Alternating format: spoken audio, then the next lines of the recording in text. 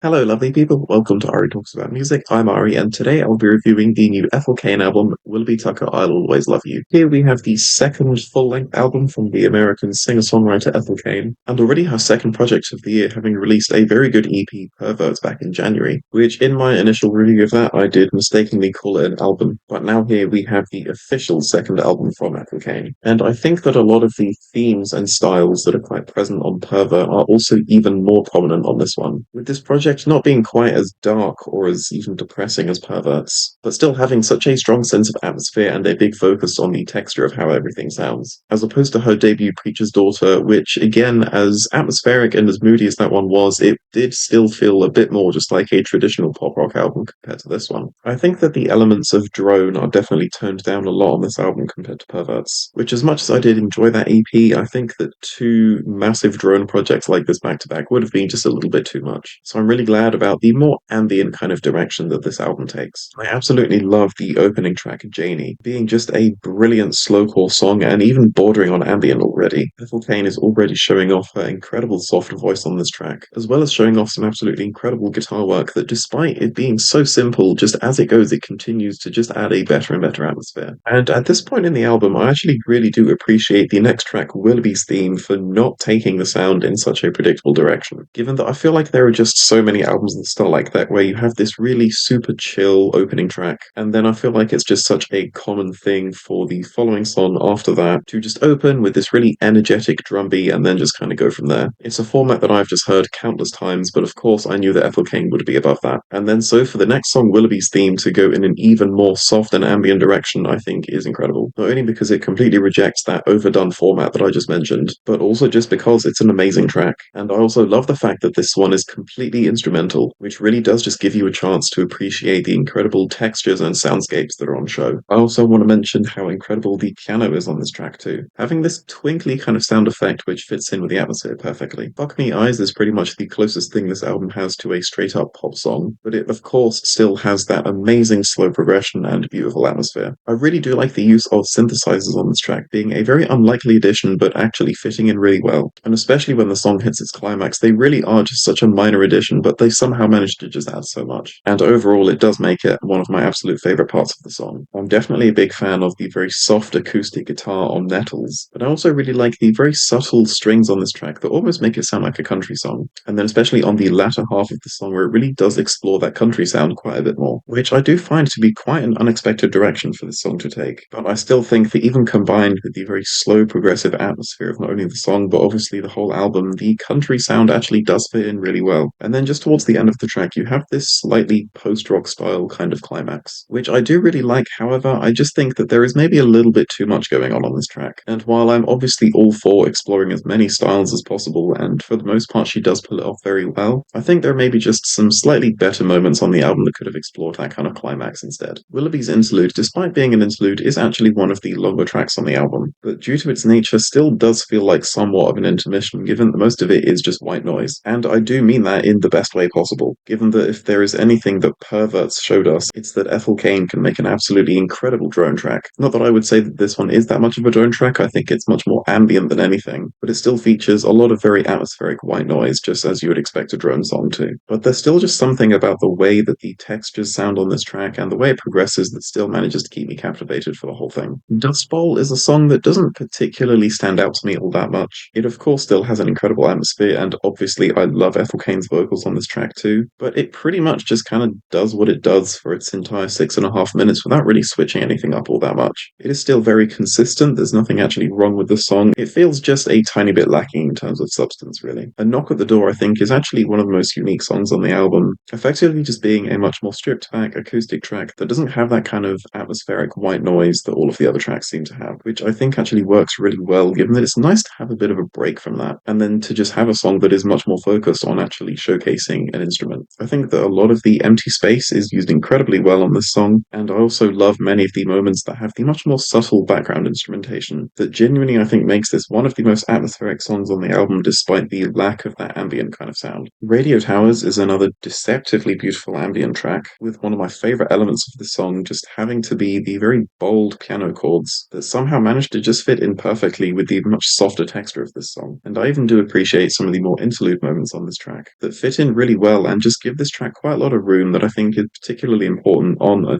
project that is so focused on texture and atmosphere like this one. The transition into Tempest is absolutely seamless, with this track being the first of the two epic closing tracks that take up nearly half of the album's runtime. Once again, Ethel Cain's vocals are incredible on this track, and I think might just be one of, if not the best vocal performance on the project, just with how soft and dreamy she sounds, and just perfectly matches the vibe with how easily you can get lost in the vast atmosphere of this song. I also absolutely love the very slow and heavily distorted guitar riffs, but I think that despite how fuzzy they sound, they still manage to provide the song with a bit of a backbone. And of course, just the various different parts, or even movements, if you will, of this song just manage to get better and more epic as they go, as there are more and more layers that keep getting added. And I do then think that the closing track, Waco, Texas, is somewhat of an abrupt sound change, obviously still being this very soft and airy sound, but given the epic atmosphere of the closing few minutes of the last track being almost entirely white noise, which did end up cutting off quite abruptly to then just going into some much more straightforward guitar playing, is just a little bit of a jarring sound change. Other than the very minor issue with the pacing, this is still an absolutely fantastic closing song. I absolutely love the much more traditional approach to the instrumentation, obviously still having a big focus on the atmosphere, but managing to do it in such a way that doesn't require the song to take on a more ambient kind of sound. And then just the way that it slowly trails off with that very soft and quiet piano, I think is amazing, and just gives the song and the whole project such a satisfying ending. On the whole, I absolutely love this new direction that Ethel Cain is taking with a much more drone and ambient focus, with I think that this project being a massive improvement both on her debut album Preacher's Daughter and even a lot of her EPs. And I think overall that this one just has the perfect combination of having this big epic atmosphere, but not in a way that's too intense or overbearing like it was at times on Perverts, which is why I'll be giving this album an 8 out of 10. Thank you so much for watching this review. Please be sure to listen to this album yourself and tell me your thoughts below.